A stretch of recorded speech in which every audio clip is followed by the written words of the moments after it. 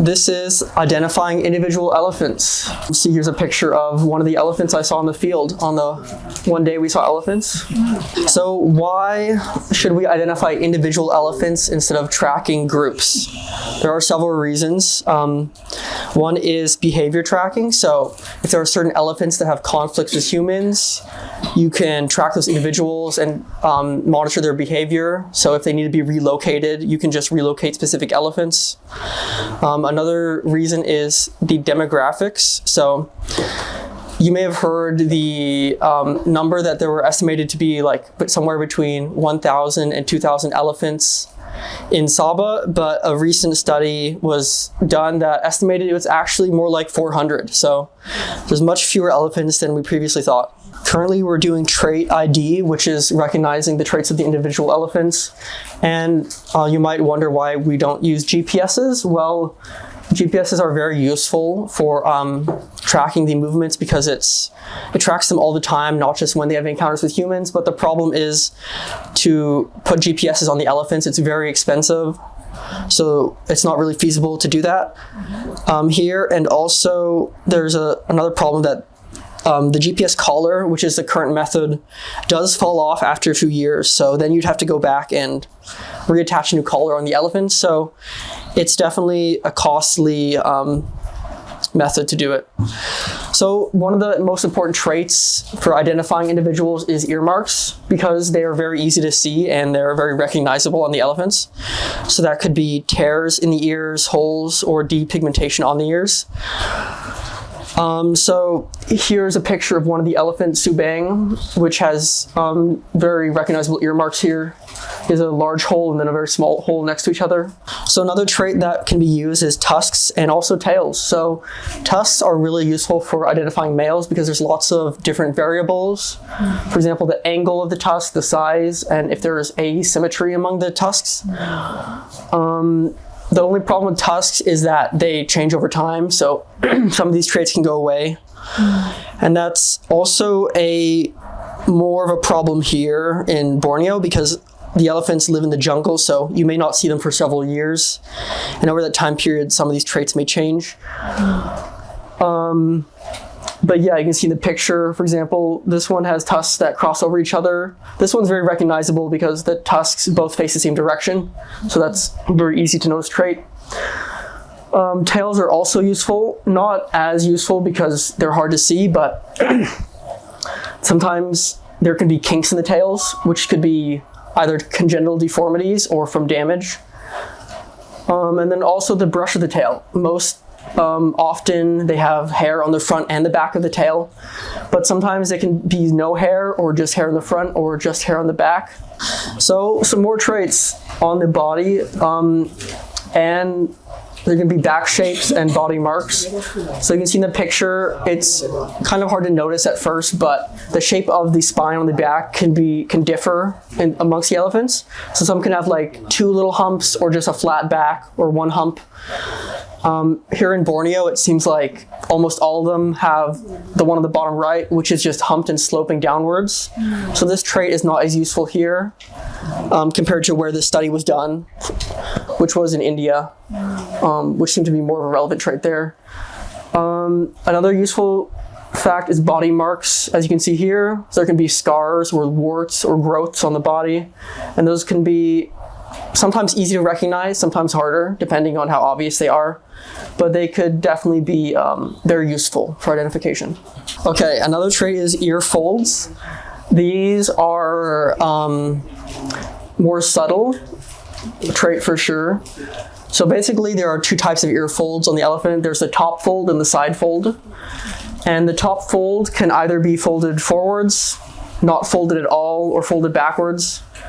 This list goes into more details, but it's usually just split into those three categories. And there's the side fold, which can be folded forwards or backwards. For example, A, you can see it's folded backwards. The side fold is right here along that edge, it folds backwards. And on this one, actually the top fold is not folded at all, it's completely straight. And yeah, most of the times the side fold is backwards.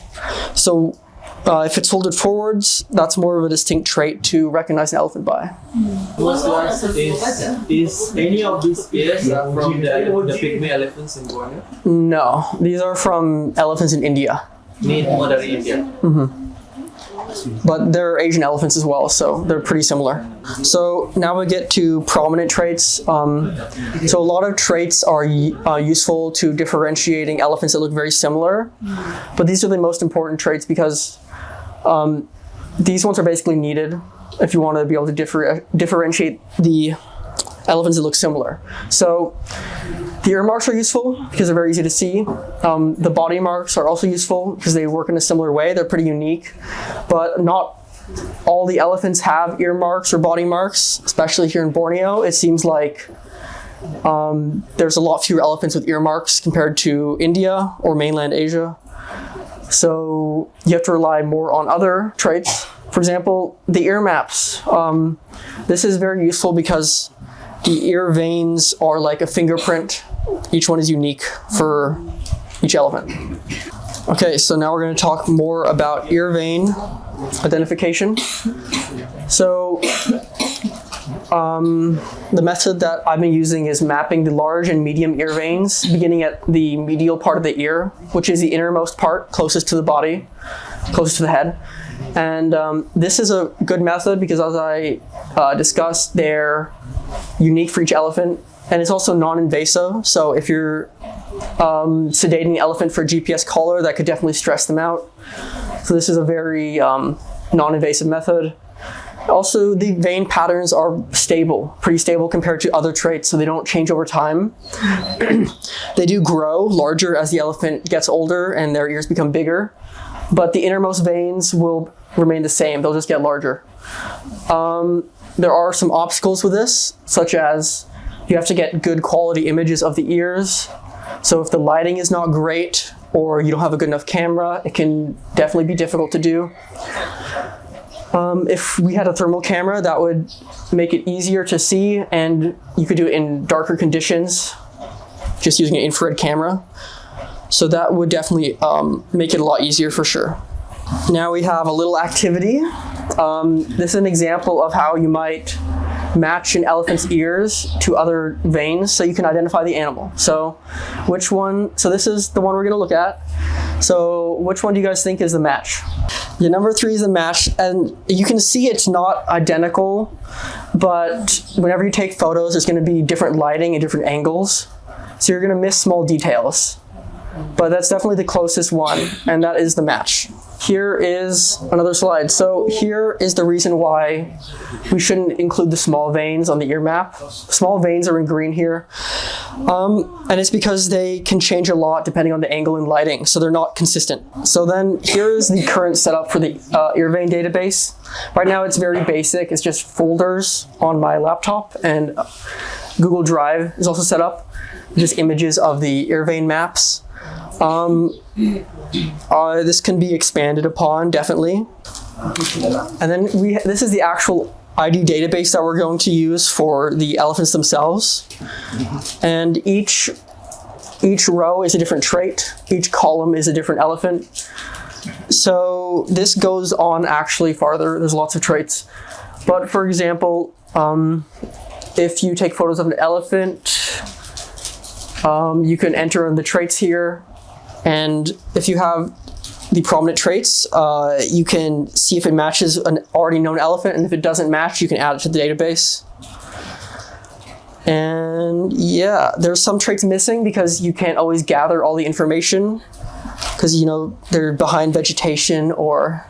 So then here's one of the elephants I was able to see in the field. I think Ollie was there and a gel. So this is one I named Scramble. And we're also starting to use ID numbers because you don't have time to name each elephant.